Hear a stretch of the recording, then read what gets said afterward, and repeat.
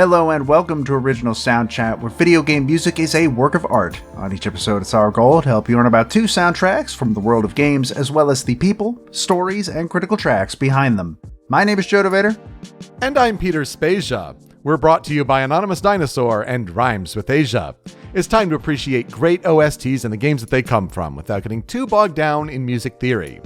Up first this week for our two games is 2017's Splatoon 2. The second take on being a kid now and a squid now, shooting ink around a battlefield in a sequel on what would become a much better console install base. Following that is a game about hitchhiking across a fictional country to escape an authoritarian government that's rounding up teens before Election Day, 2021's Road 96. Oh boy, there are games about them rebellious kids and squids. But you know, kids getting over that border. Also, Callie is going somewhere, leaving town, hitchhiking, who knows where. What's she joining up to? She lost that poll. She had to leave. Them's the rules, I guess. And also the squids, they have all the rebellious sort of outfit design and whatnot. Honestly, I think that's about as good as it gets for these two games, which are rather different, but they both have great soundtracks worth covering today. Joe, how are you doing? What are you playing? Honestly, the big one is I played Immortality. And I don't know what to say about Immortality, except that it's very interesting, but it's also one of the weirdest games I've ever played. And part of me wants other people to play it so that I can be assured that what I played was real and not a fever dream that I had, and also see how long it takes them to notice and figure out the thing that makes it just super, super weird. But it was interesting. Unlike Her Story and Telling Lies, it takes a little bit longer to realize what you are actually supposed to be doing. So I think that's a knock against it. But I mean, I'm not going to say everybody should run out and play it right now, but it is very interesting, and it is on Game Pass. So if you have Game Pass, I mean, it might be worth a couple hours of your time, especially if you like filmmaking. Filmmaking is a big theme. There's a lot of nudity in it. Just be aware, though. Like, a lot of it. Okay. Like, a lot of it. So it sounds like it's a game that's totally up my alley, because you and I both know, I mean, we love Her Story, and you played Telling Lies at least last week or a couple weeks ago in preparation for Immortality. So like, it sounds like a game that's right up my alley, though the nudity is a good thing to just be warned about. Yeah. Not one for kids out there to play around their parents, that's for sure. Yeah, being a Sam Barlow game, of course, it is live action nudity, which is even more of a just so people know. But other than that, it's just been a bunch of like time filler games. I've been playing a lot of Groove Coaster. I went back to Hades for a couple of runs. I'm really rusty at Hades. I have made it to Hades most of the runs that I've done since I went back, but I have not beaten him a single time. So I'm really rusty at that game. And really, that's some dicey dungeons in there, probably, but Hollow Cure, nothing substantial, just a bunch of time killer stuff. And sometimes that's okay, that works. I gotta play Immortality. I think that's up there for me as far as what's next. And I also want to try Cyberpunk 2077. I've had it installed on my Xbox for a long time, waiting for all those updates to come through. That next gen update, they announced another big update. They've got DLC expansion plans. That's crazy. Didn't think that would ever happen with that game, but that's wild. I've been playing more of the Pokemon game that I'm working on for a side project, and I'm past the champion, so that's good. That's progress there, doing post-game stuff.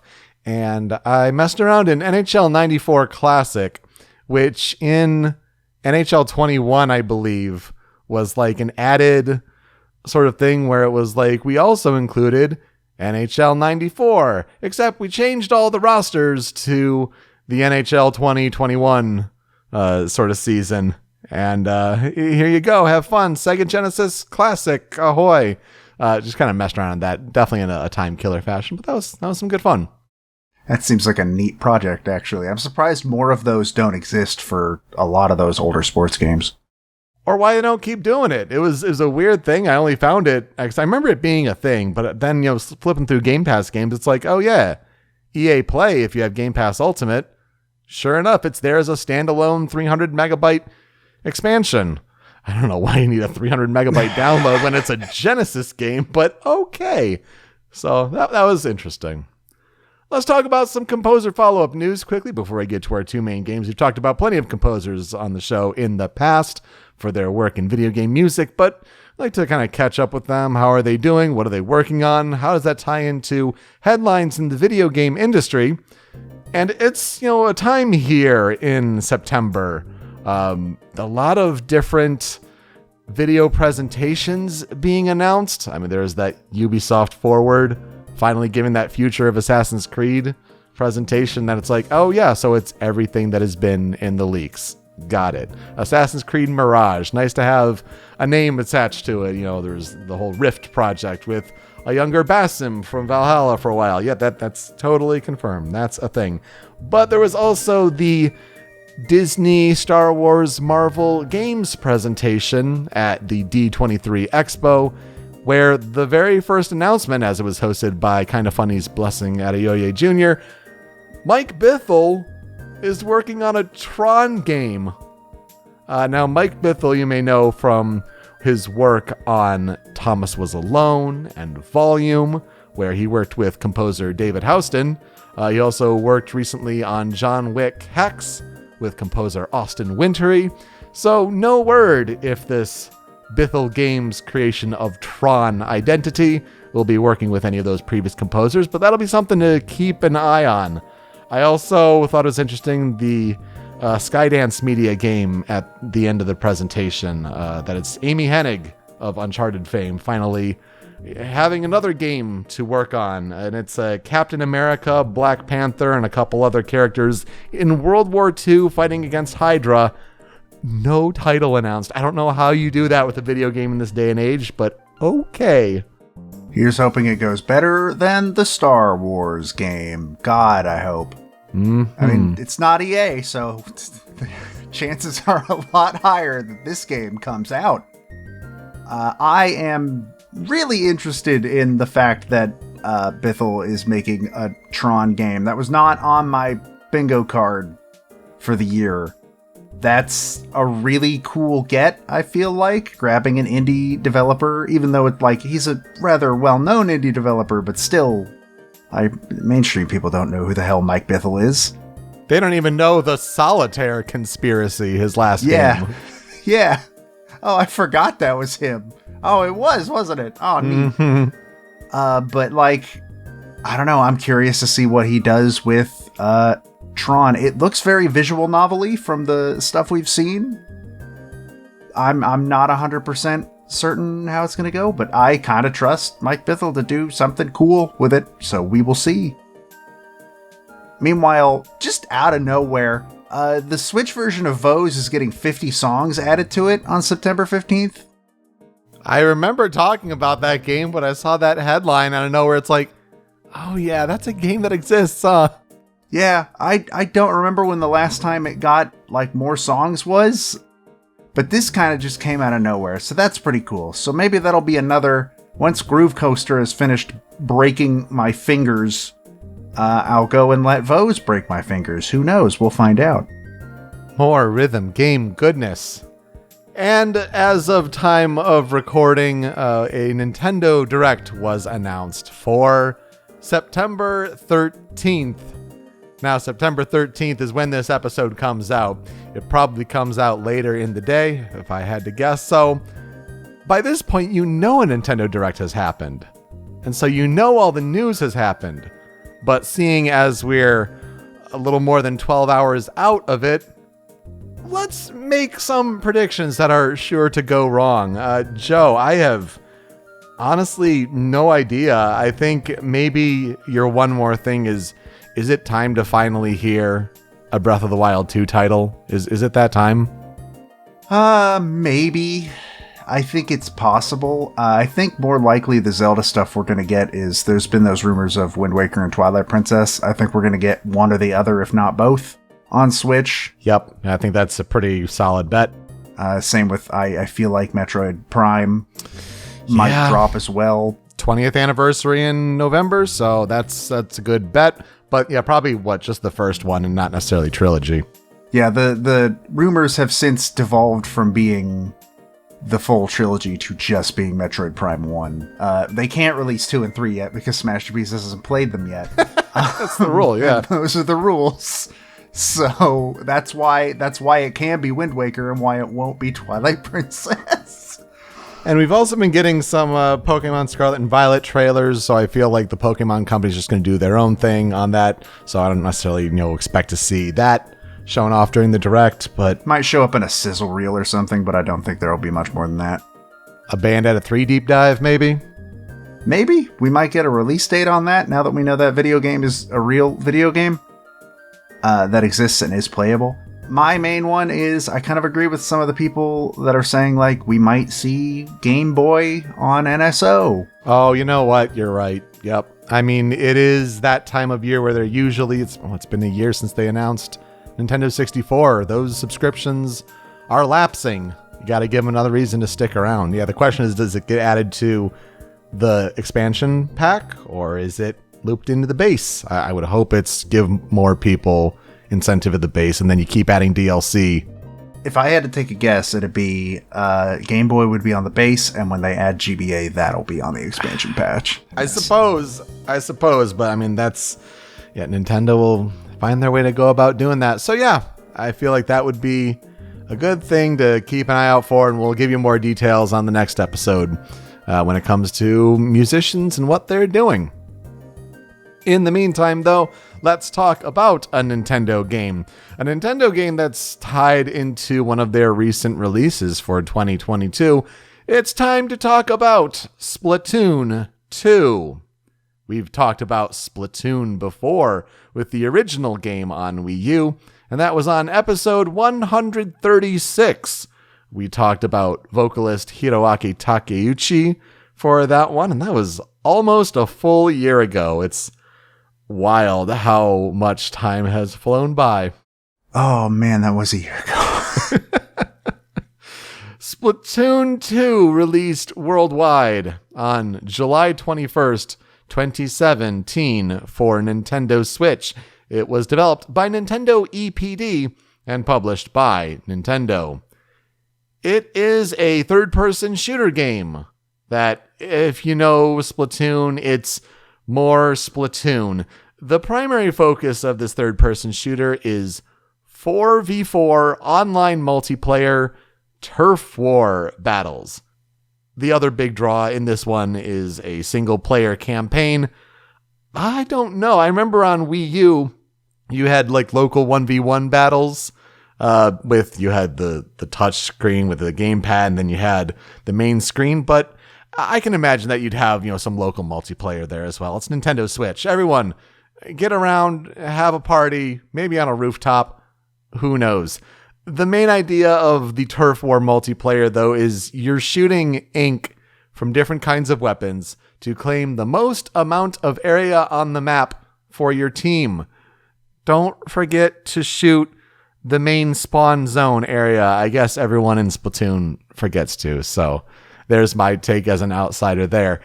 You basically take on a human-like form, but you can transform into a cephalopodic form, either a squid or an octopus, to travel through your team's colored ink on the ground or the walls, and as you do that, you refill your ink ammo. Conversely, enemy ink is much slower to walk across in humanoid form, and it cannot be swum through in squid form, and it gradually deals damage. So, yeah, this game is a lot like the first Splatoon, but more, including new weapons and stages, as well as new monthly Splatfests to pick a side on a this or that topic. There's also a new mode called Salmon Run, and it's a horde mode kind of thing with you allow up to 4 players to team up cooperatively to tackle waves of enemies called salmonids. and collect boss salmonids' eggs. But apparently it's time limited. Like, at the time, you could only play this game mode in certain time frames online. Super, super strange. I believe, if I remember correctly, that was like one of the big things for Splatoon 3, as it just released this past week. Like, if salmon runs back, it better be all the dang time. And it is. That was confirmed, actually, because that was one of the first questions people asked. For sure. It was one of the biggest critiques of this game, honestly. Splatoon 2 has a plot, because it has that single-player campaign. I guess the story is, quote, Splatoon 2 takes place approximately 2 years after the final Splatfest event of the first game, in which the pop idol Marie defeated her cousin and fellow squid sister, Callie. After having drifted apart in the months following the event, Marie worries that Callie was negatively affected by the result. Wait. They're cousins, not sisters? I'm just copying Wikipedia, man. I don't even know what I've been lied to. You think I know what the Splatoon lore is? I'm sure there's something much deeper that they present. Anyway, after leaving Inkopolis to see her parents, Marie returns home to discover that the great zapfish that powers the city has gone missing again, as has Callie.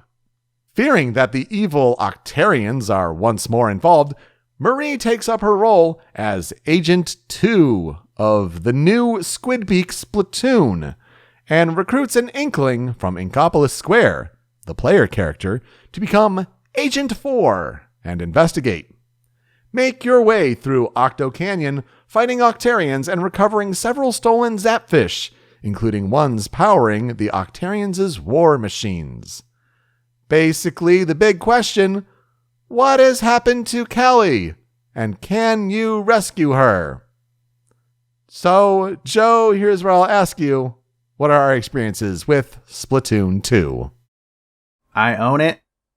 I've played maybe 10 minutes of it. I did not buy Splatoon 3 because I think I've proven to myself at this point that I'm not going to get into Splatoon. But the music's really cool, and aesthetically I think they're super, super neat games, but I gotta just accept it. I'm never gonna get into Splatoon myself. They're not my kind of game. Same. I played about a half hour of the Splatoon single player campaign on a rental and did not vibe with it. So I sent it back, and I too am of the opinion that I'm like, you know what? I'm really glad that Nintendo found their online competitive shooter. In the weird way that it is for them, they developed their own IP. They put the twist on it with shooting ink, and you can shoot other players, but like killing enemies is not the main goal. It's a neat family-friendly twist. I love that for them. Great to fill that genre niche. However, not for me. I agree the soundtrack is really interesting and is neat to learn about and just observe from the outside, but also when you're not in Splatoon, it is a franchise that takes itself way too seriously, I think, in its marketing. Like, it paints it as like this very edgy, heavy series when it's just fun and it may have some neat lore things to it. But God, do you remember when Splatoon 3 was announced? Sort of, yeah. The whole like post-apocalyptic sort of thing that they showed. Even though, like, canonically the game is post-apocalyptic, to be fair. I mean, but yeah, it's just like this, heavy kind of oppressive, desert atmosphere, and then suddenly, Splatoon 3, like, okay, all right.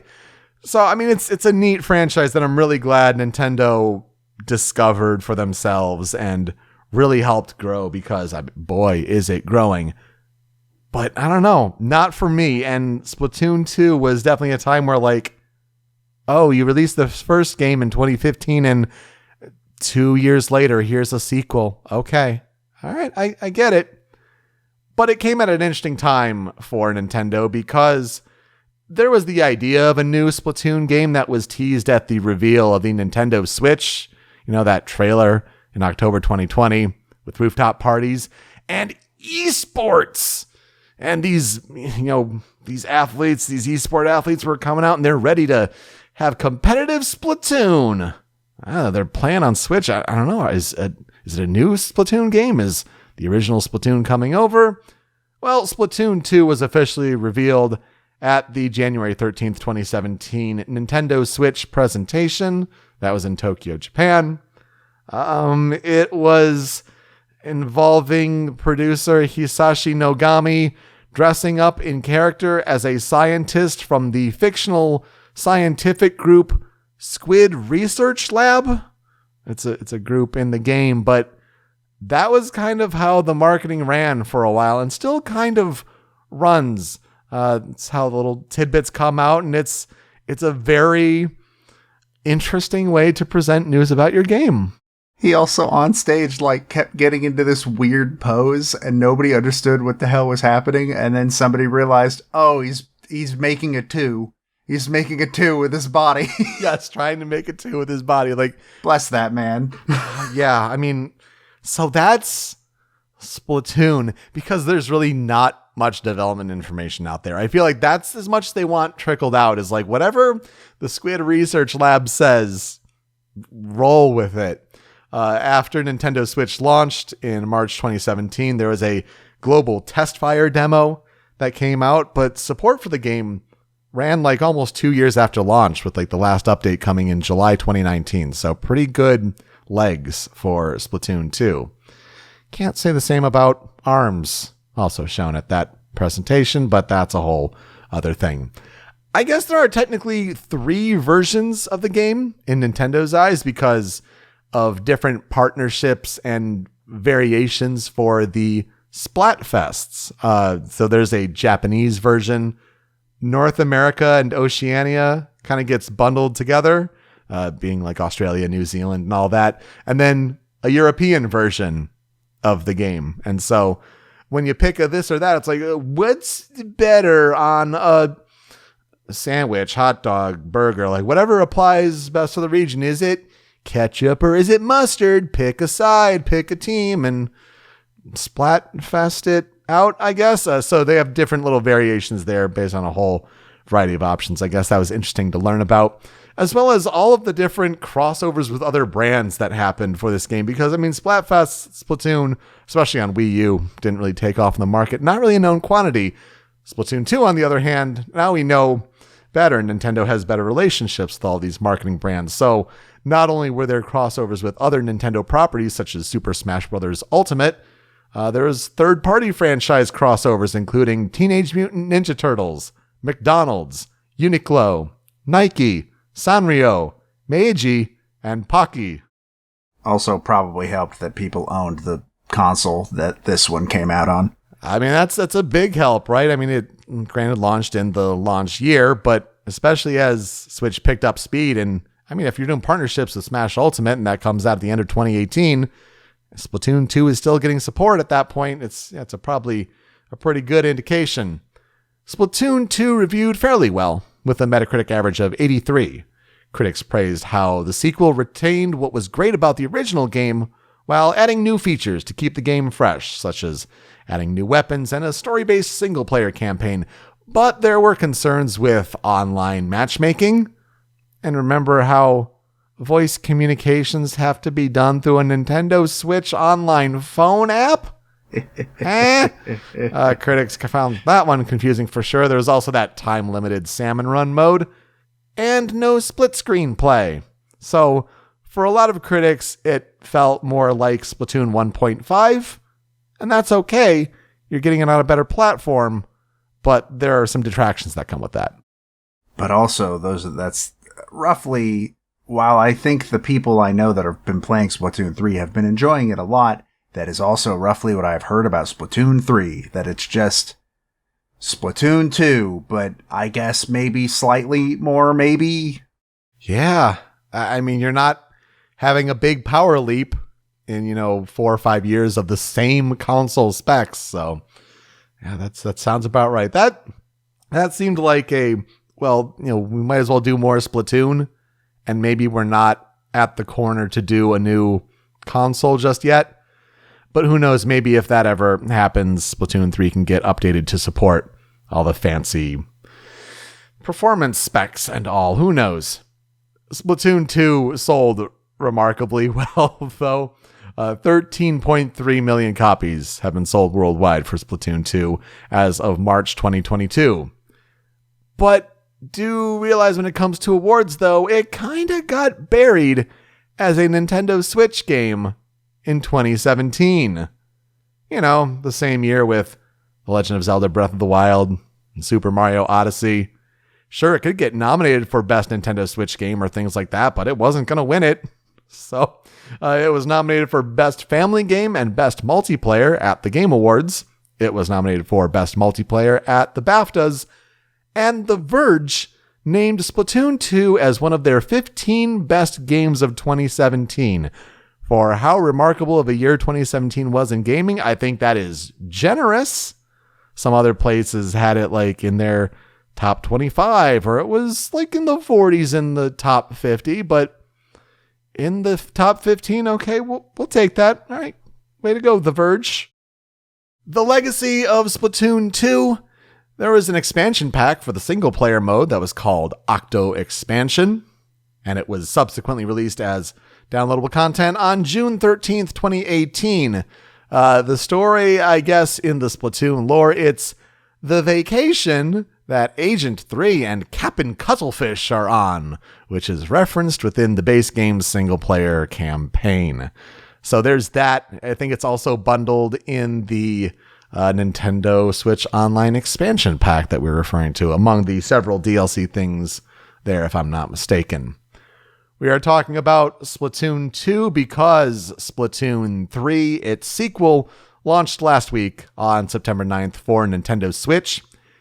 It is already the fastest selling video game of all time in Japan in its first few day launch window, which is insane. The game sold 3.45 million copies in 3 days. For comparison, Splatoon 2 had 648,000 copies sold in the first few days. Granted, very different points in the console launch cycle, or just the console cycle in general, but that's still remarkable. Even more so that it outpaced Animal Crossing New Horizons, which had previously beaten Pokemon Black and White for that fastest selling video game of all time in 3 days in Japan record. I mean, Splatoon 3's 3.45 million copies are already on the heels of the original Splatoon's 4.95 million lifetime sales on Wii U. I still can't believe it sold that many. The first one. Were there even 4.95 million Wii U's? Yeah, I mean, it's like 11, right? So when you have a console that's really catered to that hardcore audience, and especially a game that I guess Japan just loves, wow, go figure. Well, we've talked about all the composers on the Splatoon 2 soundtrack. And we've talked about one of the main vocalists, Hiroaki Takeuchi. So let's talk about one of the other vocalists from this game, and that would be Sachiko Watabe. Sachiko Watabe was born on January 26, 1977, in Jindaiji Temple in Chofu, Tokyo, Japan. She is blood type O, and she's had various experiences with chorus, orchestra, and brass band from elementary school. So from this, she learned piano, as well as how to sing, and she went to a music school. Sachiko Watabe is known for being a vocalist. She mostly works as a backup or a chorus singer and arranger, but she also does some solo singing and some instrumental performance. In 2000, as she was kind of making a name for herself and starting her career, she formed a large natural kaleidoscope band called Kasumicho Gakudan, while also in that same year winning the Excellence Award at the Ichikawa Newcomer Audition in Chiba Prefecture. Not much information out there on Sachiko Watabe, but that's what I could gather from like a profile about her on another website in Japan. She has a blog in Japan, but from like 2000 to now, or like 2020. So there's a lot there, but it's blog work, and Google Translate can only do so much. You can follow her on Twitter at Watabe Sachiko. And her discography, some things I recognize, not a whole lot though. Splatoon 2 seems to be the only game that she's been credited for. In that game, she is the female singer of the in-universe groups named Wet Floor and Sashimori. She's done some anime work as a singer or a background singer, including Sayonara Zetsubo Sensei, Durarara X2 Show, and Lycoris Recoil. Most recently, she was also in the chorus on the Cowboy Bebop Netflix series, that ill-fated live-action show, but recording with the seatbelts there. Pretty neat. I'm trying to see, who does she play in Sayonara Zetsubo Sensei? Because I assume she plays a character if she does some of the music. Possible, or if she's just like a background singer on one of the character songs. I don't know. Hard to say. Possibly. The way the EDs and OPs work for those shows is the characters are actually the ones singing it. So that's why I was curious, but I cannot find any information fast enough to be worth it. So the historical development research for Splatoon 2, yes, the composers for this game are Nintendo fixtures for sure. So there's music composed by Toru Minegishi. We talked about him on episode 66 for his work on The Legend of Zelda Majora's Mask. Ryo Nagamatsu, we talked about him on episode 86. He technically worked on Super Mario Galaxy 2, but he was an exception, so the episode talked about Super Mario Galaxy, but Ryo Nagamatsu worked on Galaxy 2. And Shiho Fuji, we talked about her on episode 60 for her work on Animal Crossing City Folk. There are in-universe groups, as I mentioned. It seems to be a big thing in Splatoon. Definitely mixes this whole idol-like music group aesthetic, trying to create this little universe of Splatoon and Inkopolis. So there are groups such as Off the Hook, Wet Floor, Bottom Feeders, Ink Theory, Bob Dub, DJ Real Soul, Grisco Industries, Omega 3, and Turquoise October, with returning appearances from DJ Octavio and, of course, the Squid Sisters. But maybe they're actually cousins. I can't believe they'd lie to me like that.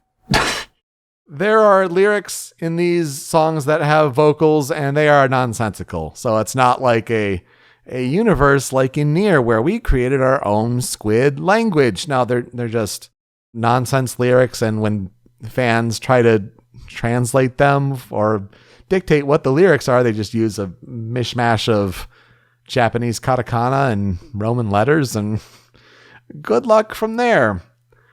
I mentioned this in the Splatoon episode and love this about the sequel as well, where the official soundtrack featuring music from the game is called Splatoon, Splatune, like the music has, Splatoon 2.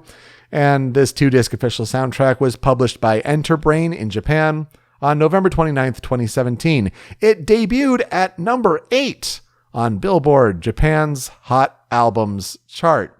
There was a second soundtrack album, Octotune, that was released in Japan on July 18th, 2018, and it included songs from the Octo expansion. Yes, you can release a disc with an official soundtrack, but Nintendo won't let you stream it anywhere. What the heck? Yay! Thanks, Nintendo. Just keep pulling them off YouTube. Similarly to the first game, a series of real-life virtual concerts featuring the game's signature band Off the Hook have been performed in various locations.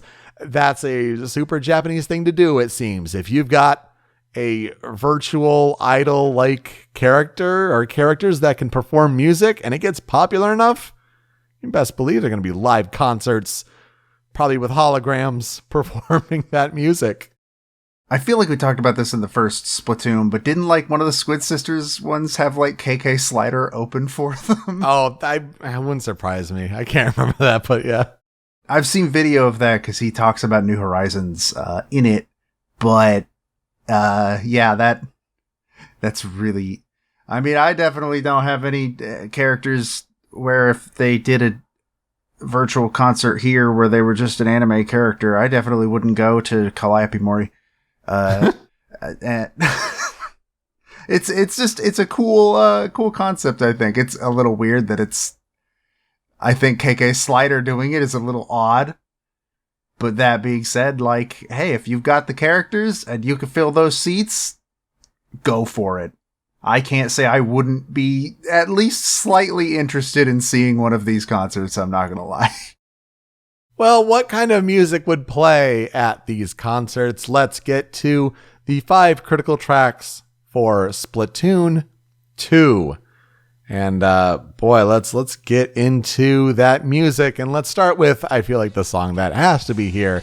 It's the main theme. It's Incoming.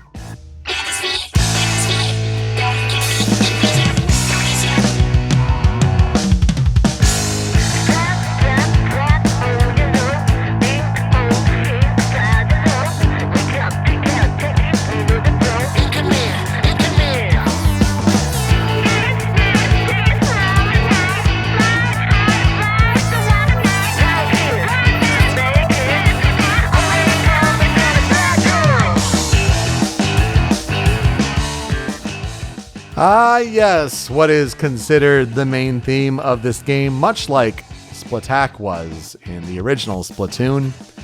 Incoming is composed by Toru Minagishi and is performed by the in-game group Wet Floor, with vocals by Hiroaki Takeuchi and Sachiko Watabe. So there you go, right away you hear her voice in this song.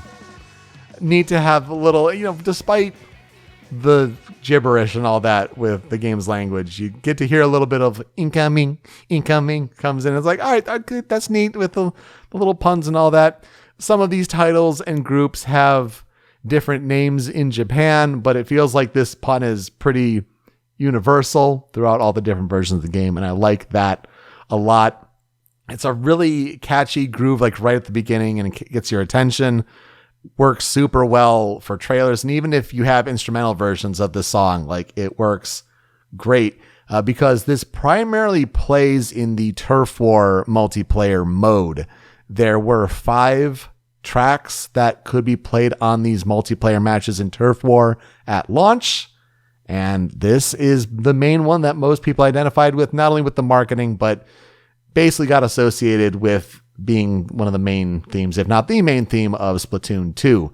So much so that the song also appears in Ring Fit Adventure as part of the Splatoon 2 medley in the game's rhythm mode, which was added in the version 1.2.0 update.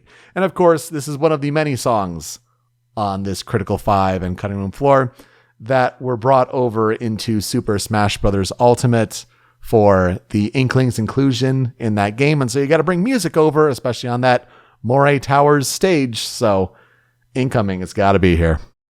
Smash is why I have a favorite on this Critical 5 before even listening to all of them, because I know it's not going to get topped.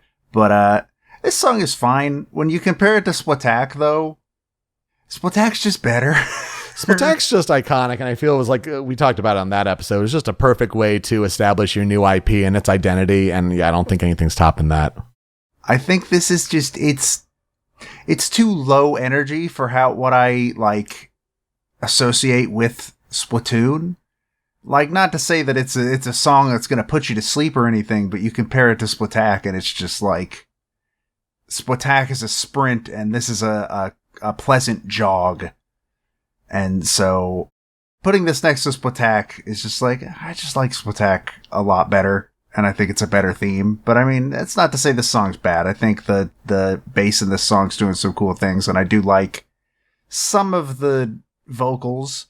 Like, I know some people find like the nonsense Inkling language kind of annoying. I think it's kind of cool. I think they do really cool things with it. Not every song needs to have lyrics you could translate, to be fair. And I think the people that try to translate it are crazy. Says the guy who works for a site that translated the Chozo alphabet. So yeah, it's a good song, but it's not as good as the last game's theme. I think that's fair. Number 2 on the Critical 5 for Splatoon 2. This one is Rip Entry.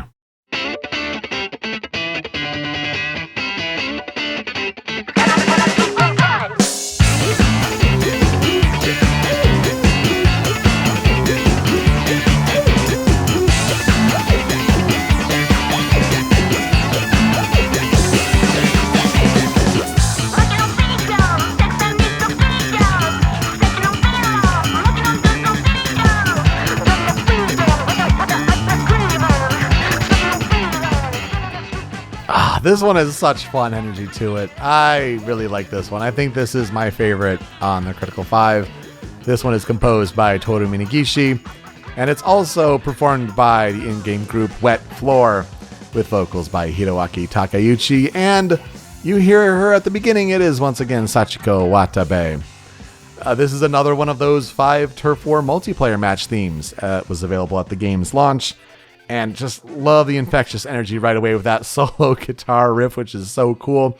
You're right. Again, the bass work is just doing great things for this piece and gets you in a really cool groove. I think higher energy than incoming, and it's well earned and deserved. Yeah, this is closer to the energy level I expect when I think of Splatoon.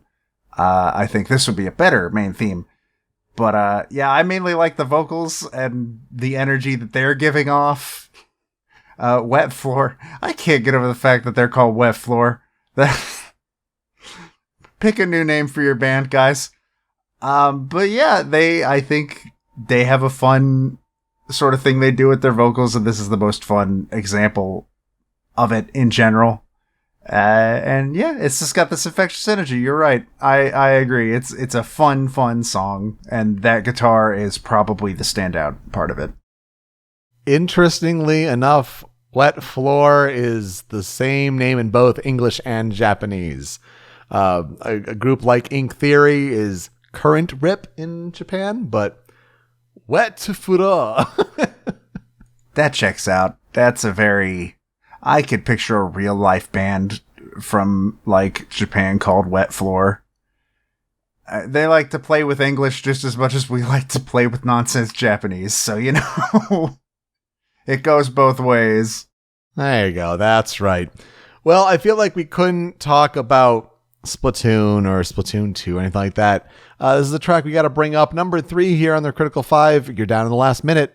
It's Now or Never.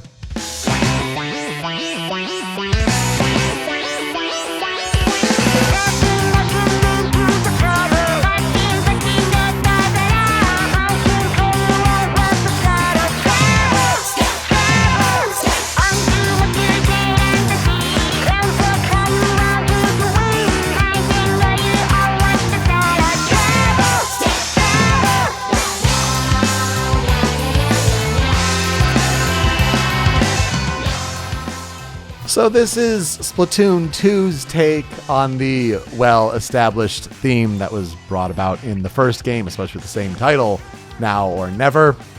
The music composed again by Toru Minagishi. This is the Wet Floor take on the theme. So again, vocals by Hiroaki Takeuchi and Sachiko Watabe. In the Turf War matches, they're 3-minute matches, but you get a theme that comes in for the last minute. And with the chaos that happens, it's this song. Again, I feel like when you compare it to the original's better. This is a tighter sound and a bit more on the synths here, but it doesn't have that bombast, listen to us, pay attention to us as a new IP energy. And especially when there's also a version from the in-universe group Off the Hook, which sounds even more cranked up on the synth level.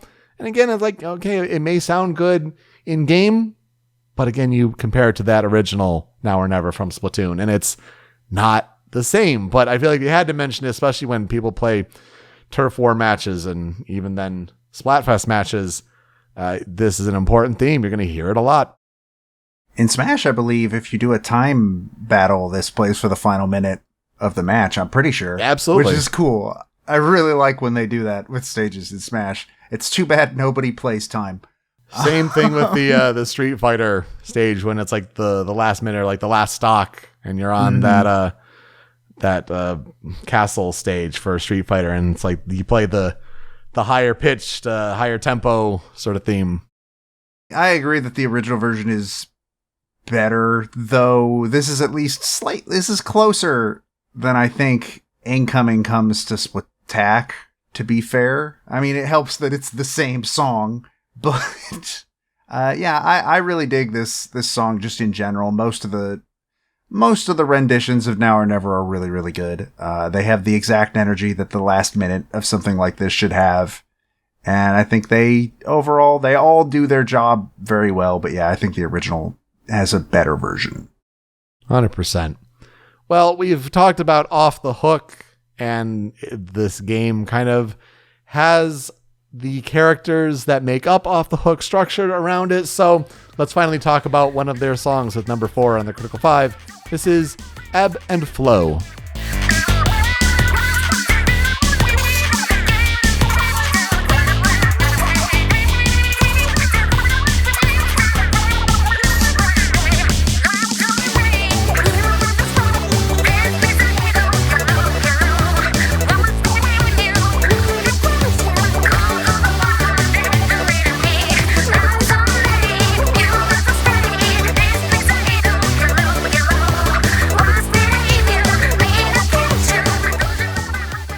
You go from Callie and Marie and the Squid Sisters to Pearl and Marina, who make up the in-game group Off the Hook, with vocals by Rina Ito and Alice. This song is composed by Toru Minagishi, and this song plays in the Splatfest battles.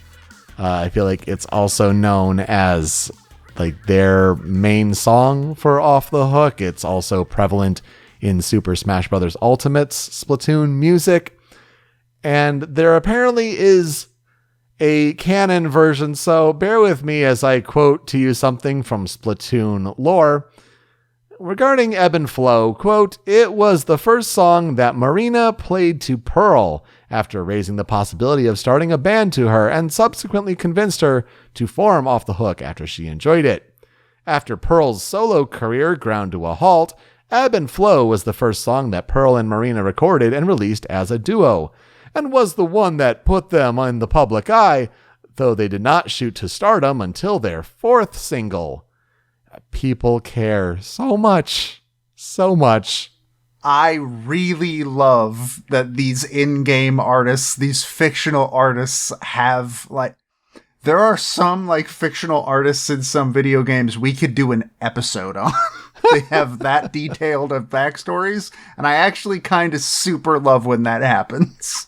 Maybe that's an April Fool's episode idea in the making. That is an idea that has genuinely crossed my mind.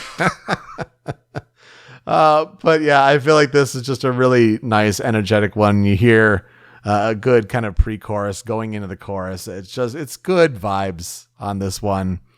Yeah, I don't know if they top.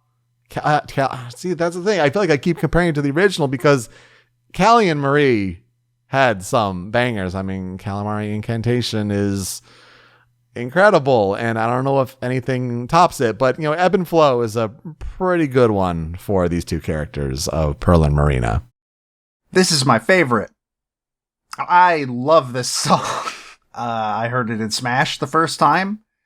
I think it might be my favorite song in the Splatoon franchise, having not heard anything from 3. This song rules. Especially the clip, the chorus is super cool. I dig this song a lot. I think it has fantastic energy. I think Pearl and Marina's personalities come out really well in this song. You can tell which one is singing. I can tell who's singing. I haven't played the damn game. Yeah, more on that lore thing. It's about like, oh, well, Marina wrote this song, but like Pearl wanted to inject her like rap energy into it. And it's like, okay. It works. It's good. I like this song a lot. And again, the fact that it has lore behind it is fantastic. More like that, please. I want to hear more about the new band with Big Man, and I don't remember the other two's name. One of them is Shiver, and the other has her eyes upside down. Yeah, that's right. Oh my gosh, yeah. Fry, that's her name. I'm sure more to come on Splatoon 3's soundtrack. Will it make an honorable mention? Will it crack the top 10 and best 22? We'll have to wait and see at the end of the year. But for now, we'll wrap up the Critical 5 on Splatoon 2. And this one is Title Rush.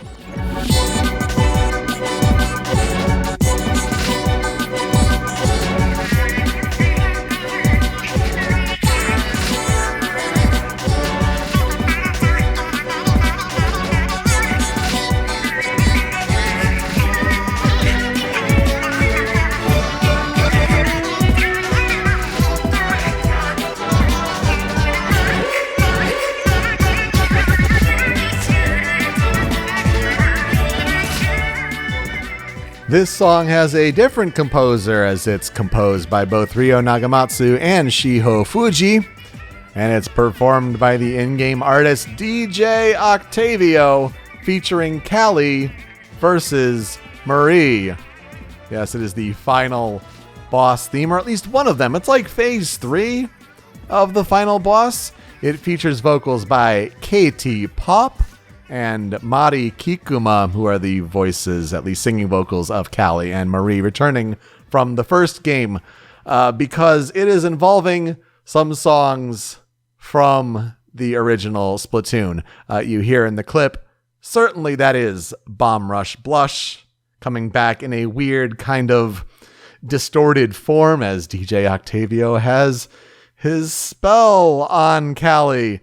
And apparently there's a track that follows up as like the aha success kind of victory moment of Spicy Calamari Incantation. So it's definitely leaning a lot on what you liked about characters from the first game, I feel like. But you know what? There's nothing wrong with that. And this is the only one of the Critical 5 here not to make an appearance in Super Smash Bros. Ultimate's My Music list, but it's the final boss. It's bringing in some great Splatoon music, and it's doing some neat and different things with the kind of distortion there. I'm assuming the main voice you hear singing the most, especially at the left channel, is Callie, I'm assuming? I believe so. There may even be some work on different panning there, yeah. The fact that if you've seen Callie's design in Splatoon 2, she's got like a more sort of... She's wearing like a kimono and she has the paper umbrella and everything. Her vocals in this song sound very almost Enka. Yeah. Which would sort of make sense if she's dressed closer to like traditional Japanese dress. And I think that's kind of a neat new sort of vibe that I have not heard in Splatoon. And honestly, I have not heard in games. Maybe I'm just not listening to the right games. I don't know. But I think that's what jumps out at me the hardest. It's really weird, though. This song's super weird, though I do love me some Bomb Rush Blush. So I ain't gonna complain. It's weird, but it's interesting, and I do like that.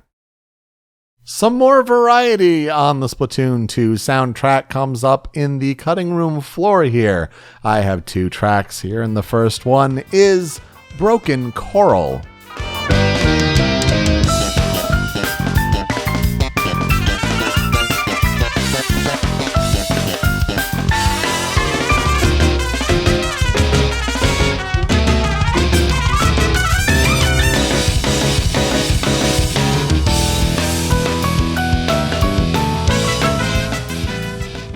You like jazz?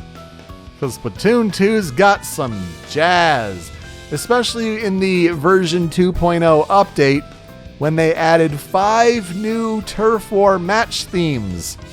2 of them are from this in-game group called Ink Theory, and that's what this is, taking a more jazz foundation to it. And then the other 3 are from this group called Bottom Feeders, which takes a more of an Irish Celtic sort of theming to it.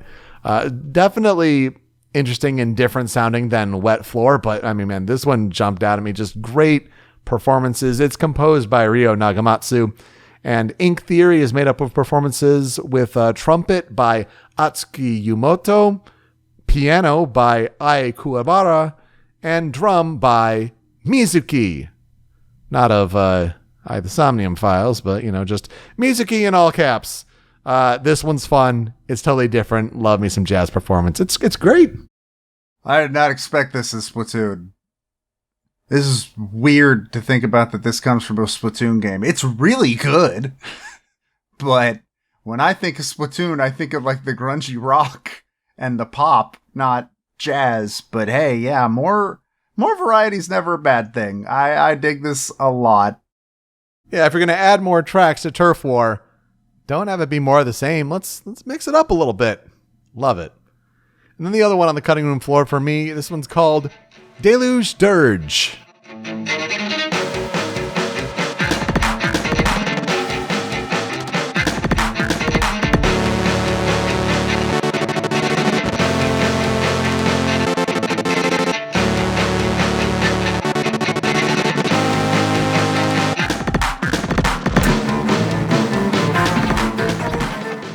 This one is composed by Ryo Nagamatsu, and it's performed by the in-game group Omega 3.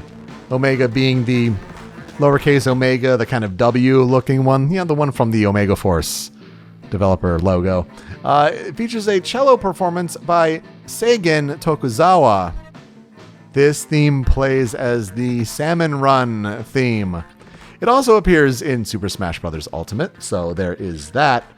Earlier in the piece, you hear more of the solo cello for sure, but this part in the clip is kind of more where more instruments come out. You kind of get like some timpani. It's some EQ'd timpani back there for some of the percussion, which is interesting. But then, kind of cranking up the synth more to compete with the cello. But hey, neat to have a cello soloist in there. Really different. Figured it was worth mentioning, especially for the Salmon Run mode. That was of hotly contested debate in this installment of Splatoon 2. Yeah, this is really, really cool. Cello is not an instrument that I would have expected to show up in a Splatoon game once again. But they use it super well, and like the distorting and the transferring over to like an 8-bit frequency almost at certain points. It's really cool. They go some really, really neat places with this cello. I dig it a lot. What will I never forget about Splatoon 2? I mean, the first thing I think of is I didn't like playing it when I tried it. I just couldn't get into it. I feel like, especially with these later installments, and I've even heard some takes about Splatoon 3 as well, it's just a really tough game for onboarding. Like, if you're trying to get new players to jump in on these later installments, like, it's just really tough, and maybe you're better off by like starting from the beginning, but that's tough when the first one's on Wii U. So I didn't particularly take to it that well myself, but listening to the soundtrack, I feel like there is more fondness, I think, for Splatoon's songs, but Splatoon 2 hitting a mass audience on Switch, so that 3 could have the tremendous sales success that it's already having. I feel like it's an important game in the franchise and worth talking about around the launch of Splatoon 3. First of all, I just realized where they're called Omega 3. It's because omega-3 fatty acids. Oh, God. Well. But second of all, I wish I could get into Splatoon. I really do. Like I said earlier, like aesthetically, it's really cool. The music is really cool. The visuals are really cool. Everything about Splatoon is really cool to me except for the act of playing it. Because I don't play multiplayer games. I just don't very often. Like, maybe at some point this year, I will jump in for a single night and play with friends.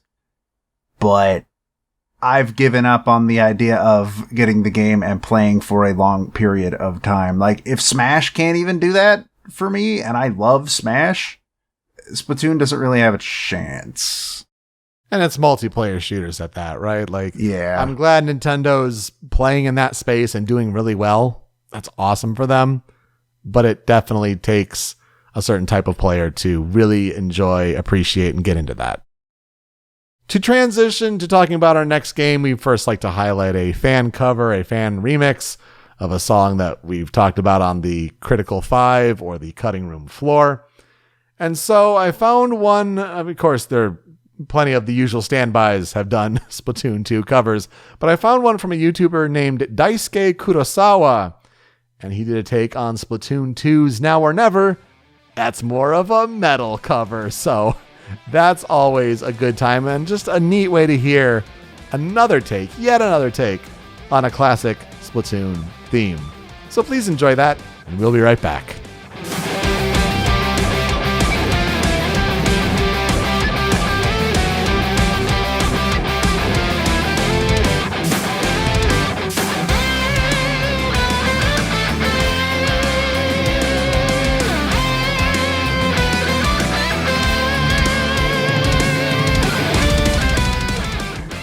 Show breaking news. 2 minutes ago, as of time of recording, PlayStation is indeed doing a state of play on September 13th as well. 6 p.m. Eastern time when this episode will go out. So we will have 2 things to talk about with you next time. How much more out of date the day it comes out can this episode get? Woo! At least I don't have to wake up early for that one, to be fair. That's good, at least. Mm-hmm. Okay. Well, until then, let's talk about Road 96, which is my game. Now you may be asking yourself, hey, Joe, what the hell is Road 96? It's been mentioned a couple of times on this show. Briefly. I think it was an honorable mention in Best of 2021. As well as it was mentioned very briefly during the Fury episode, because the artist we will be focusing on also did some music for Fury. But otherwise, I'm not going to blame you if you don't know what this game is. It's another one of those weird indie games that only Joe knows about, so here we go. It was originally released for PC and Switch on August 16th, 2021. Then it also came out on PlayStation 4, 5, Xbox One, and Xbox Series X and S on April 14th, 2022. It was developed and published by Digix Art, which is a studio based out of France. It is a first-person adventure game where the player takes control of various teenagers as they attempt to make it across the fictional country of Petria in the year 1996 in order to cross the border legally or illegally, usually that second one. Petria's current president is a man by the name of Tyrak, and he's been sending teenagers to work camps in order to keep them from exercising their right to vote in the upcoming election. And as a result of this authoritarian government and the upcoming election, Petria is currently kind of a political powder keg that is set to blow at any minute. Funny, this game came out in 2021. Don't know why that would be weird timing for that here. Each episode of this game starts with a segment of The Sonia Show, which is a Tyrak loyalist talk show hosted by Sonia. That is essentially Petria's equivalent of Fox News. She's kinda like the in-world Tucker Carlson, except at one point she shows emotions for another human being, so not quite Tucker Carlson, but close. And she is reporting on 3 missing teen reports for that night. And this actually serves as a character select screen. So you're given 3 options, and each teen starts in a different part of the country, a different distance from the border. They can start with different amounts of money, and they can also start with different levels of energy.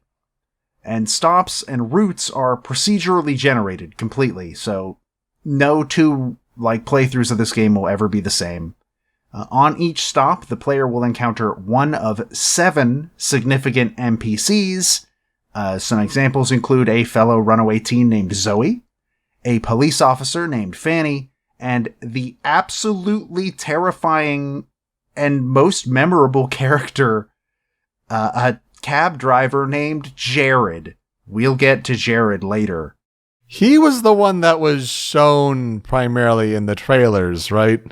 Oh, I wouldn't be surprised. He is the most memorable part of the game, in my opinion. Yeah, that sounds about right. He's certainly a thing.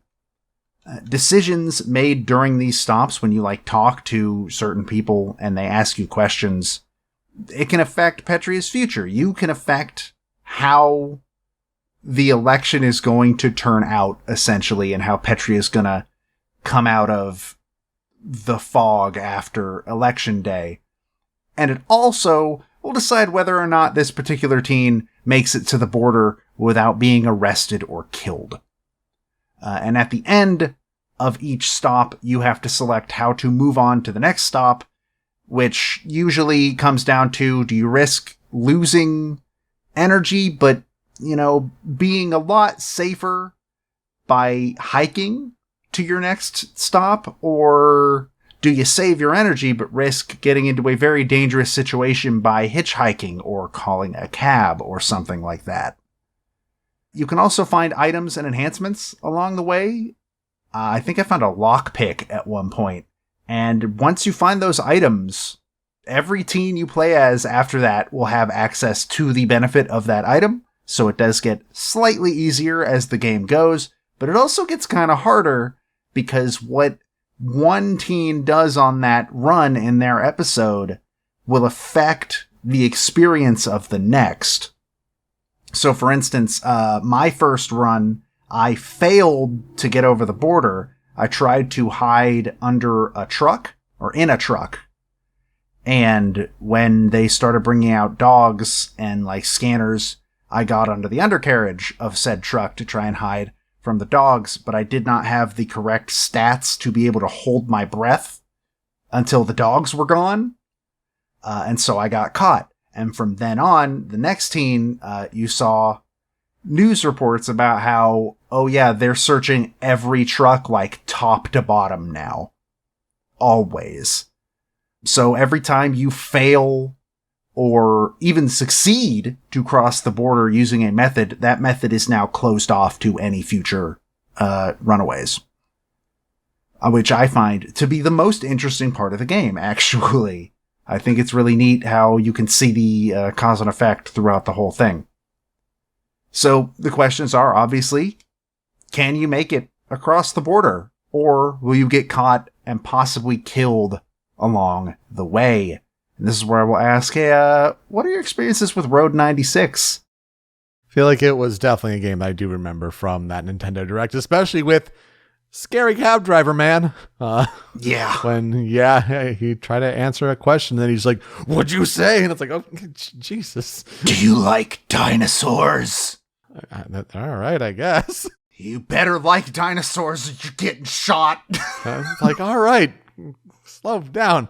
So yeah, certainly a memorable trailer there. I have not gotten to play this game like you have, but it certainly seems interesting. And I also do remember it being brought up on our honorable mentions last year for Best of 2021. So I think that says something to the soundtrack. I think you would probably enjoy this game overall. I think you'd find it neat. It's very narrative heavy. All of the NPCs that you encounter have a story that has a through line throughout the entire thing. Even Sonia. Sonia is one of those NPCs that you can encounter often, which is really weird. Because she's exactly how you'd think she is after you see one segment of her show. But I don't think it's a game that everybody would like, but I do think that it has a lot more appeal for people that aren't usually big on pure narrative games, because it does have some almost roguelite-ish aspects to it. It's not a roguelite at all. But having a different character every episode and the character stats being semi-randomized and the stops being randomized.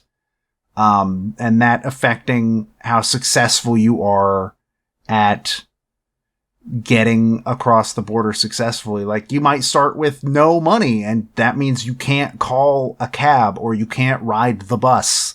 So you have to go with more dangerous things like hitchhiking or, just walking on the side of the road at night and stuff like that. And this is all sort of a different experience for everybody that plays it. And a lot of the characters are a lot of fun. John the Trucker is another one of my favorites, but Jared is really hard to top, especially with his voice acting that is really, really off kilter. Like, he's got what seems to be purposely bad voice acting, but in a way that actually makes him scarier, because it kind of makes him feel a little less human, and he's crazy as hell. And it's just a really interesting game. I gave it an 8, I believe, when I did the review. It's really weird, because sometimes I will do these games that I did a review for, and I'm cited on the Wikipedia article, and that's odd. Like, I'm one of the citations for the score that I gave it. It's bizarre. But, like, yeah, I enjoyed it quite a bit, and I think it's like maybe 5-6 hours, maybe a little bit longer than that, maybe 8. It's not super long. It's not crazy short, but it's not really long. And I definitely, if people have a chance to give it a shot, I would definitely recommend you do so. Just be aware that it is kind of janky, because it is an indie game out of Europe, and the phrase Eurojank exists for a reason. But, like, it's a 3D indie game, and those kind of can't escape being janky sometimes. But I don't think that takes away from it at all, and I definitely do recommend people take a look at it if they've got a chance. So, there is not a lot of information on the development of Road 96. The first thing that I found was it was funded by HP's Omen Presents program. This was apparently the first game to come out of this program, which I had not heard of before. Apparently it was HP's initiative to sort of promote and fund what they saw as innovative titles in the PC market. As far as I'm aware, it's still going, and they're kind of hoping it'll just become its own brand, essentially, and just become a publisher. But it's owned by HP. I don't know. They were given money by this program to make a video game. That's really all that matters.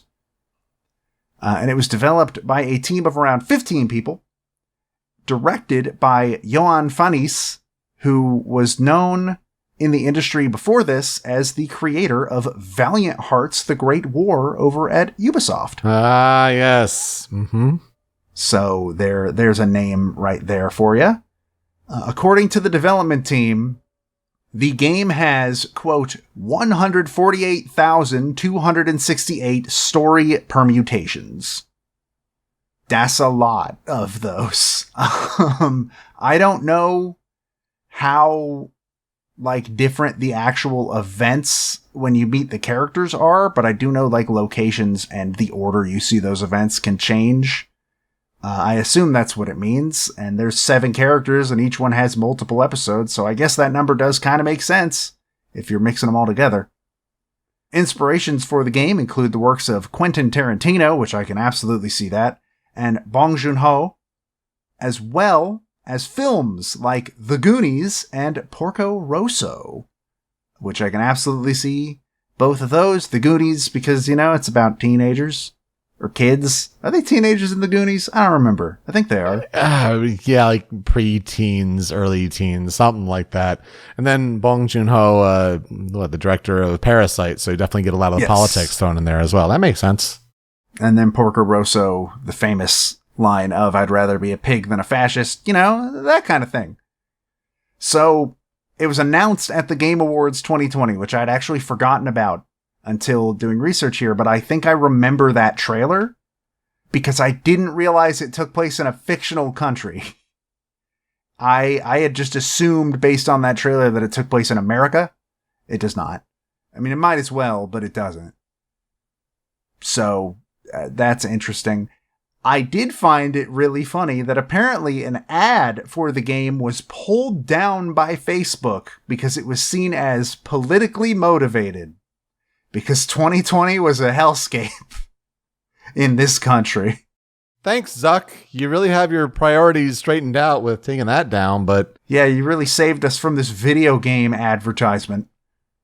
It reviewed generally well. It's got a 75 on Switch for Metacritic, 78 Xbox. PC's got a 79. Highest rated is PS5 with an 80. Soundtrack and the plot were overall praised, but some of the criticisms included some graphics issues. Again, it's kind of a janky looking game. Not the jankiest looking game I've ever seen, but it's pretty janky. But also the fact that a lot of critics just felt like it was an unrealistic depiction of what being homeless or trying to cross the border of an authoritarian country actually was like. Which, sure. I mean, yeah. But it's an adventure game, and I can get around that. Digix Art has apparently since been acquired by Embracer Group, much like seemingly everyone else in the industry. And there is no telling what they are currently working on, and that is the legacy of Road 96. For the artist that we are going to focus on, there were multiple artists that worked on the soundtrack of this game, like a lot of them. But the one we're going to cover is known as the Toxic Avenger. And his real name is Simon Delacroix. He was born April 18th, 1982 in France.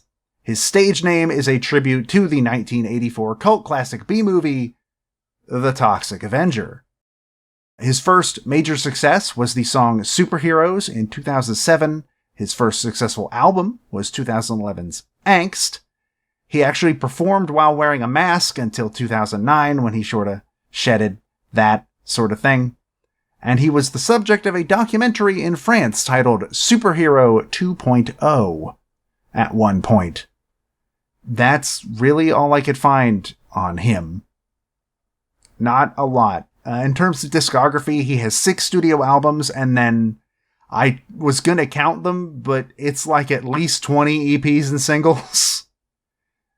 In terms of games, though, he did 6 tracks for Road 96 and 2 tracks on Fury, as I mentioned before.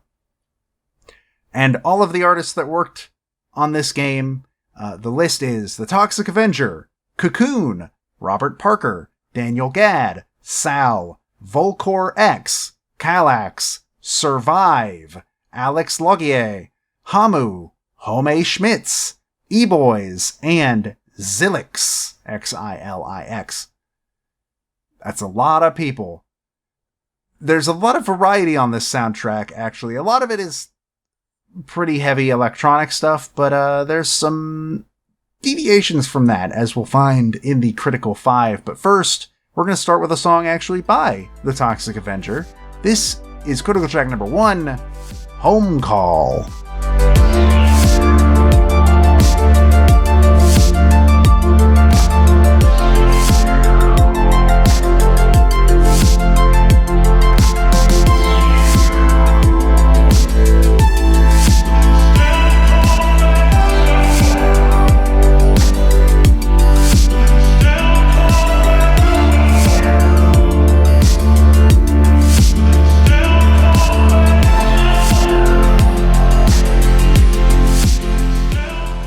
So this is a song you're going to hear a lot, because it's the song that plays after you select a character and it starts transitioning into their first set of gameplay.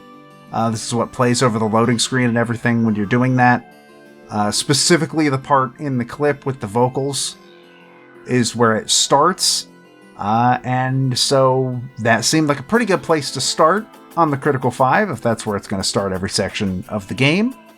I don't know, it's a really, really neat song, I think. I really like the vocals. I don't know if they're saying anything or if they're just making sounds. I'm assuming they're saying something, but what that could be, I could not tell you. I definitely like the feel of this one. It's good for kind of like, I don't know, zoning out and like focusing on what's the next step in your journey. And I can definitely hear the similarities to the Toxic Avenger and the music he made for Fury that you already mentioned. But like, there's definitely the comparisons, especially with the deep electronic sort of chords going there. If this is an important one that you hear a lot, yeah, sign me up for this. Following that is actually my favorite song on the soundtrack and one of those deviations from the electronic stuff. This is the one that was actually the song chosen when it was an honorable mention in Best of 2021. This is The Road. I hope this moment never ends. It feels so good out on the road and on my own. Waking up, no strings attached, no looking back from ocean waves to desert skies and summer nights. I know the road is my home. That's what it feels like to This song is by Cocoon. It is, more acoustic guitar, a lot more sort of folk music-y, I think would be the genre to use here, I think. Yeah. I really, really, really dig this song. It is most associated with the character Zoe, because she seems to be having a more enjoyable time on the road than a lot of other people are. Though her life isn't all like sunshine and daisies either. But it's just a really, really nice song to listen to. I really like singing along, especially to the chorus, which is what you hear in the clip. And I think the vocalist of Cocoon here is doing really, really well. I don't know if Cocoon is a group or a person, but either way, they're killing it with this song, I think. Definitely brings me back to using it in Best of 2021. So yeah, if that sounds familiar to listeners of ours, you're right. That is absolutely where you've heard it before. Yeah, this folk, indie rock sort of sound to this piece definitely makes me feel like it should be part of a Life is Strange game. Particularly the second one, where you're a character that's on the road and on the run and looking to go to Mexico. So, yeah, it feels like that has a very similar vibe there. Yeah, I think this whole game, in terms of like aesthetic, is very... I'm actually kind of surprised that Life is Strange was not listed as one of the inspirations for it, honestly, because a lot of the character designs feel straight out of Life is Strange. Yeah, I can see that. Yeah. But let's take that mood down a little bit, and let's talk about critical track number 3. This is Redline.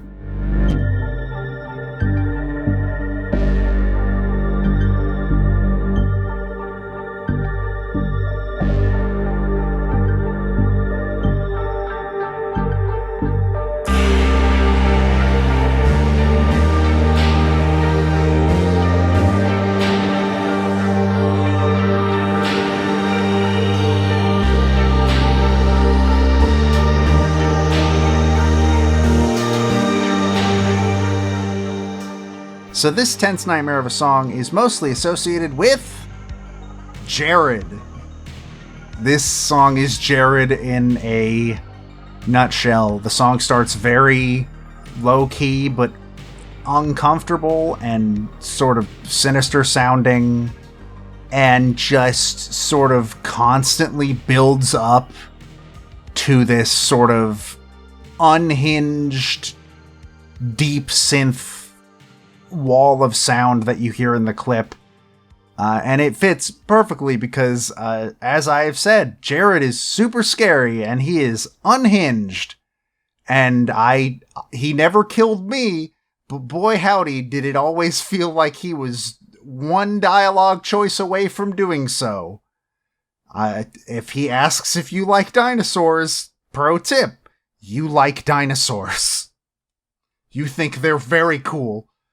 This song, I think, matches his personality and brings across just what kind of experience you're going to have when Jared's involved in general. Really, really well. Does a great job at it. Chills hearing that deep synthwave chord come in. Oh my goodness. Just, wow, so good. Love this genre of electronic music, and I feel it's really done to great effect here when you have this tension of the scene. And yep, sure enough, seeing the visual associated with Jared, yep, that is 100% the one from the trailer that is like, okay, man, dinosaurs. So yeah, no, perfect pick, and love that this is here. So good. I met him one time before the scene in that video, and it was at a bar where I was definitely legally working behind the bar, and you have to make him a drink. And you don't know that he's scary yet, but you can really feel that there's something off about him. And then like an hour later, I got that scene, which was great. That scene's really good. It's also terrifying. If you're going to play this game, play for Jared. Jared is fantastically well done. But between every stop, you have to get in a vehicle or get on the trail or something to make it to the next one. And the song that plays in the transition between those stops is critical track number 4. This is Keep Moving Forward.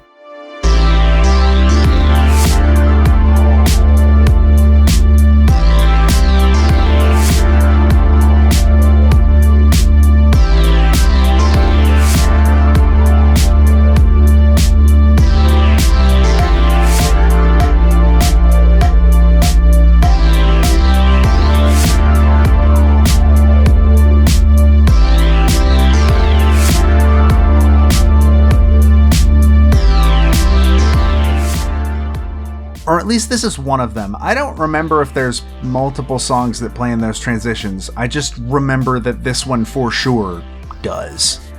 Because I remember it very clearly. It's another one by the Toxic Avenger. So there you go. And it definitely, again, feels very similar to his work on Home Call. And has this sort of... I don't know, it does have this constantly sort of moving forward feel to it almost. Like it's got a pace that kind of feels like putting one foot in front of the other, especially with that snare. I think it fits the name very, very well. And honestly, I think there's a reason that I remember it so clearly, despite it playing during like some transitions for a brief time on a loading screen. I am here for all of this soundtrack so far, especially all of this synthwave stuff. And maybe it's just, the Toxic Avenger stuff. I mean, like, I vibe real hard from all of the Fury stuff, like looking at that game. And the fact that he's bringing more of his talents over. I mean, Simon Delacroix, shouts out. I mean, like, this is so good. I get, big Daft Punk energy from this one. And that's even better. Especially when those synthesized vocals come in. That's really Daft Punk. 100%. So, I mean, I'm all about this. Good pick. And finally, critical track number 5. The entire game, you cannot escape the countdown to Election Day. On every loading screen, every time you talk to somebody, you are reminded that it is slowly creeping up. Slowly and slowly. The game ends on Election Day, essentially. And so I didn't know what other track I could possibly put as critical track number 5 other than Election Day.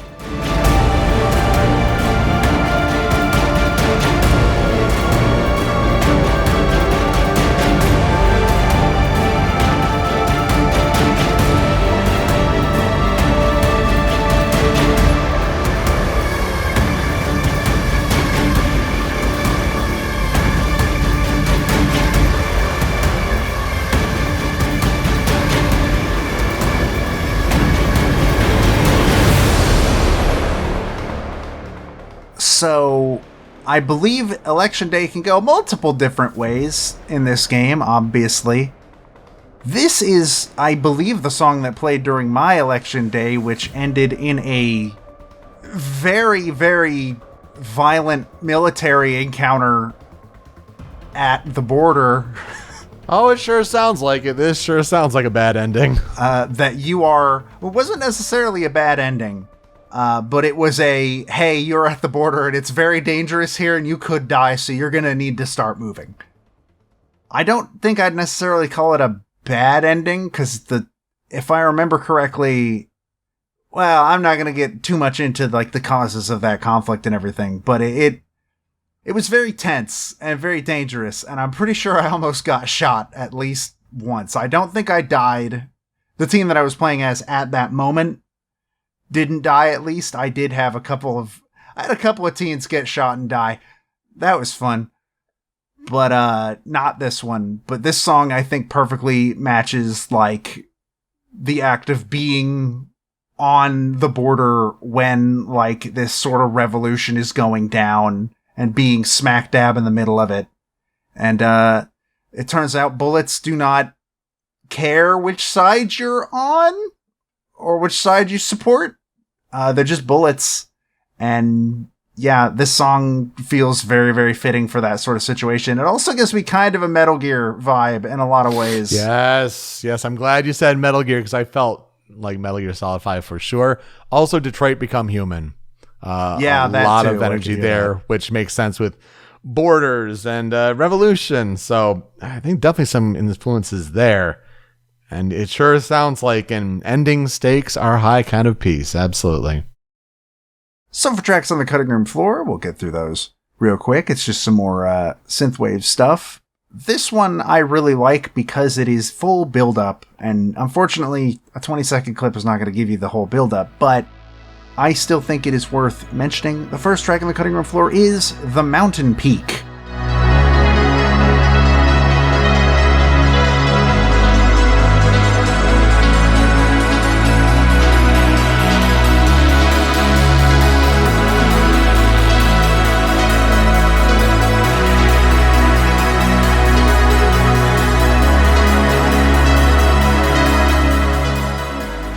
I think I take to this song really heavily because the first time that I successfully made it over the border, it was because I climbed this mountain that's right next to the border, which I almost died doing. I think I had 1 bar of energy left when I actually made it to the bottom.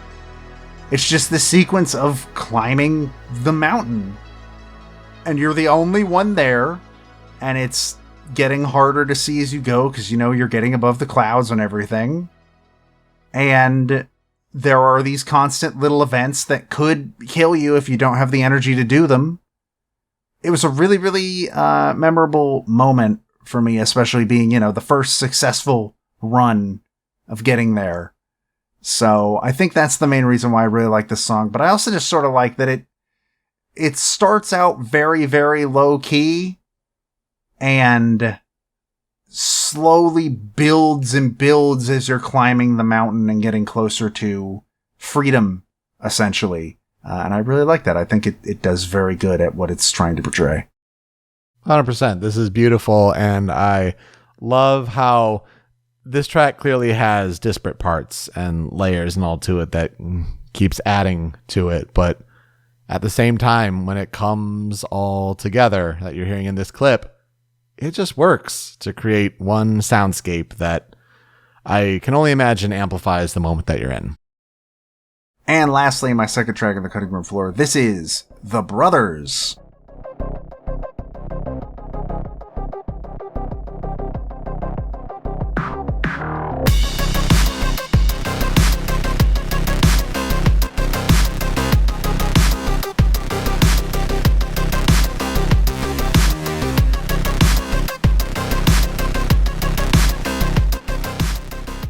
This theme belongs to Stan and Mitch, who are 2 brothers who are also criminals. And also, I can't tell if they're really smart or the dumbest people on the planet. They have a very Team Rocket feeling to them, honestly. I'm not gonna lie. But they're super chaotic, really goofy, but also, they have guns, so they're still scary. Because there's honestly nothing scarier than an idiot with a shotgun. I think this song is a little too sinister to be their theme, but also I think they're a memorable part of the game, and I do like this song. I think this song's very good, and it does feel very similar to something I'd hear in like a boss fight in a game with a soundtrack like this. This song is not by the Toxic Avenger, which you'd think it would be because it sounds very similar, but it is by Volcor X. And I think it's pretty good and worth a shout out. Would not have expected this theme for biker Team Rocket brothers, but almost more like if they were taking their bike and driving into Night City for Cyberpunk 2077. So It's weird and sounds really cool, but interesting that it's paired with, I guess, these characters. Yeah, they're very goofy. They're very big fans of Sonya, not because they like what she's saying, but because she's hot. And they're pretty sure somebody is plotting to kill Sonya, and they have to stop them. Well, that sounds about right for those kind of characters that it's lampooning. That may or may not be true, though. Somebody may or may not actually be planning to kill Sonya, and you may or may not interact with said person. So, you just have to play the game to find out who that is.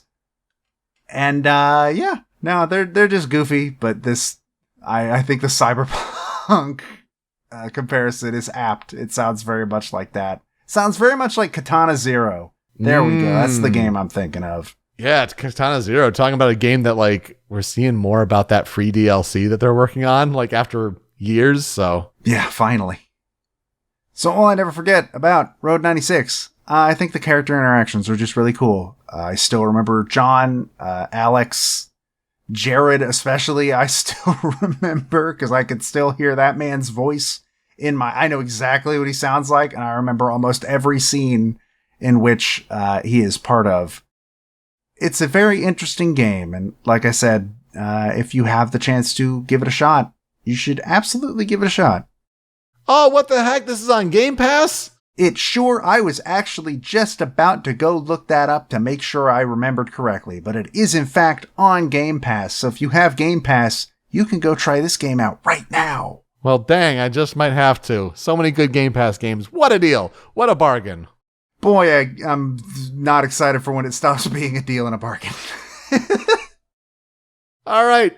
Well, certainly games where characters are rebellious and they're crossing borders and things like this. Ooh, those kids, those teens. Splatoon 2 and Road 96.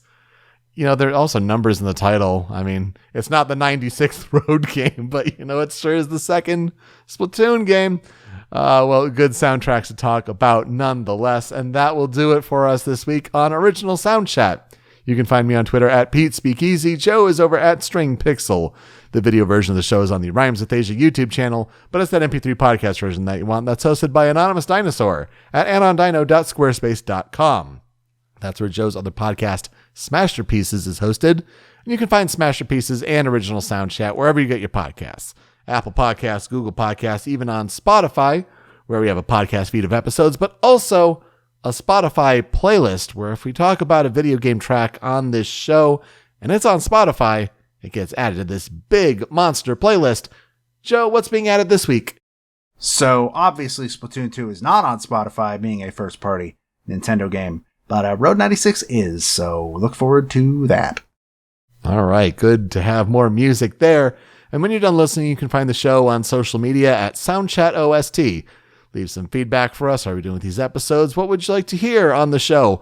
Give us some suggestions for games to cover in the future, especially as we round out 2022 here. Well, that's scary. Yeah, but you know what else we're rounding out? We're 10 episodes away from 200 episodes. Woo! You want to talk about what we're doing with that show? I sure do. So we've decided that the 200th episode of Original Soundchat is going to be Best of the 2010s, which is a very large window. What an undertaking. And we need your help.